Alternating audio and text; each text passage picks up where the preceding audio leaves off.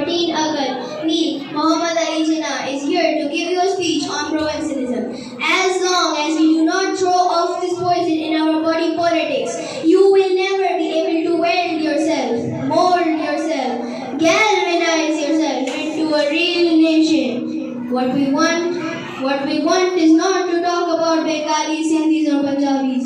Stop this. Yes, there are units, there are provinces.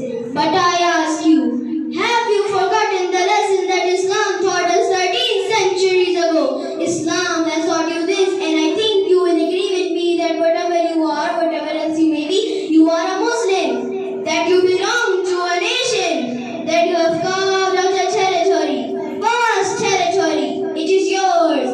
It does not belong to Punjabi or Bengali, Sindhi. It is yours. You've got your central government where every province is represented. Therefore, if you want to build yourself up into a nation and get rid of this poison, for God's sake, give up provincialism.